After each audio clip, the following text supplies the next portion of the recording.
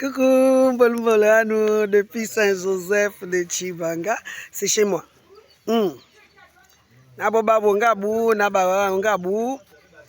est à l'heure de la libération. Ceux qui n'ont pas encore compris ce qu'est la libération, là. Je dis bien, on a libéré et les cerveaux, on a libéré les esprits, on a libéré la parole, on a libéré les actes. Donc ceux qui ne l'ont pas encore compris, ceux qui n'ont pas encore envie de comprendre.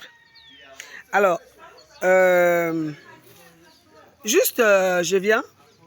voulu m'abstenir de parler, mais là, je pense que un peu trop, c'est trop. J'aime ma patrie, le Gabon. Je remercie ceux qui se sont engagés pour libérer cette patrie. Mais il faudrait que les gens comprennent. Toute chose a certainement eu un début, mais à la fin,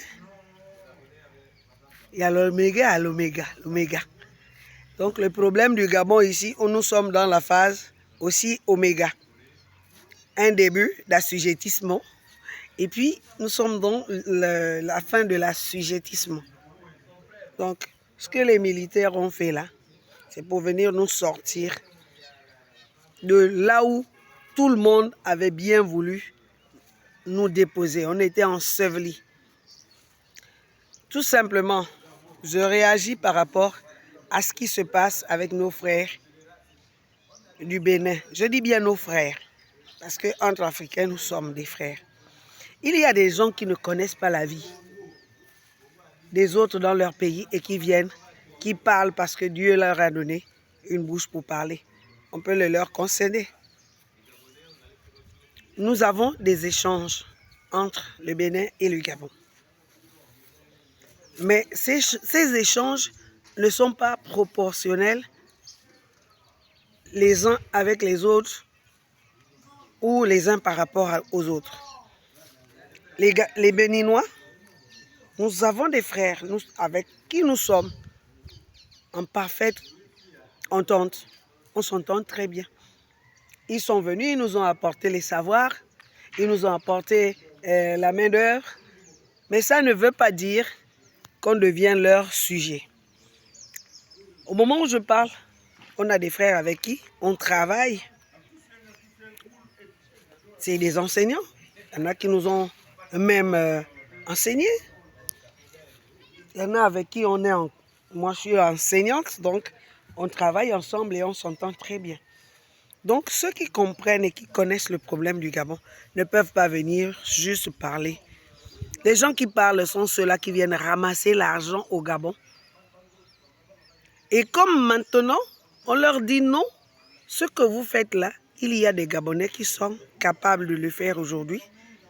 Alors, libérer, ça devient un problème. Pendant des années, vous avez amassé. Maintenant, permettez aussi au peuple gabonais d'amasser.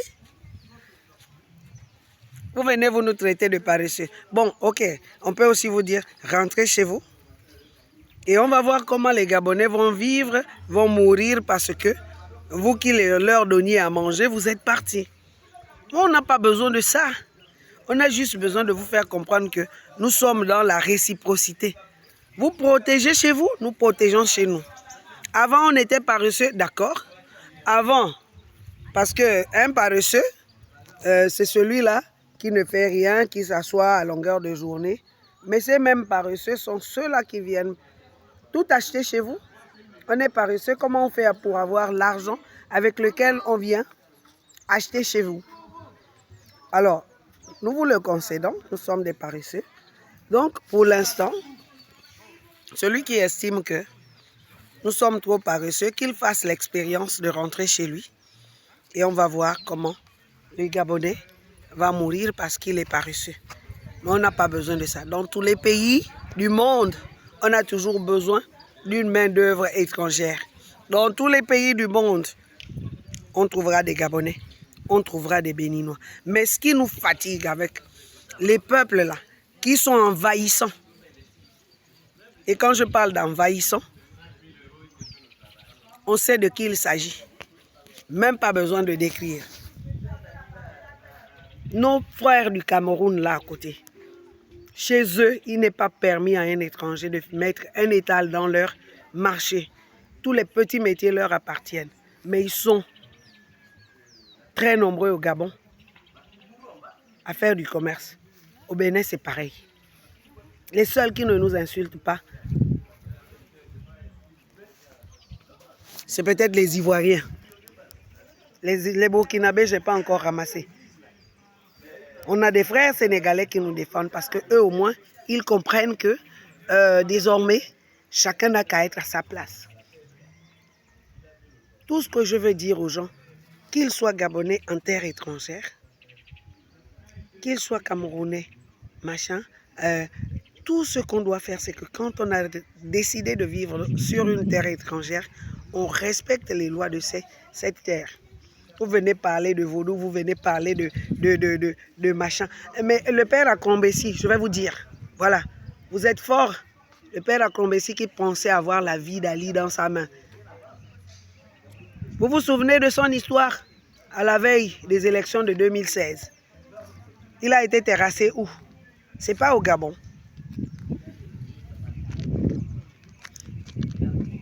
Il a été terrassé où? C'est pas au Gabon. Tous ceux qui pensent que vos fétiches là sont plus forts que Dieu, parce que vous avez les fétiches, chez nous aussi il y en a.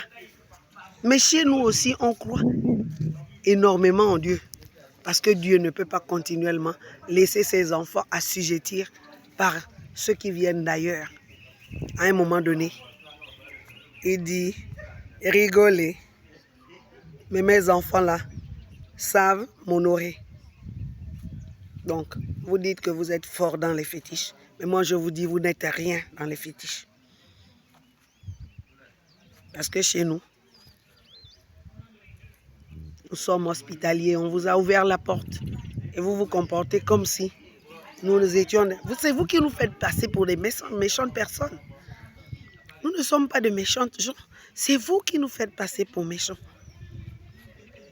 Vous avez protégé chez vous, vous êtes venus tous à ramasser ici. Vous avez fait pendant des années. Maintenant, le Gabon se réveille et dit, stop, nous-mêmes, on peut se prendre en charge. Qu'y a-t-il de mauvais dans ça? Dites-moi, les Gabonais qui sont chez vous, viennent pour faire quoi? Dites-nous. Ils sont soit en mariage garé quelque part, soit ils viennent pour des études, en dehors des études. Combien de Gabonais sont venus là-bas pour essayer d'avoir une société? Les quelques-uns qui ont tenté une société en terre africaine ont été rabroués. Donc, de grâce, laissez-nous aussi savourer un peu les fruits de notre pays. Hein?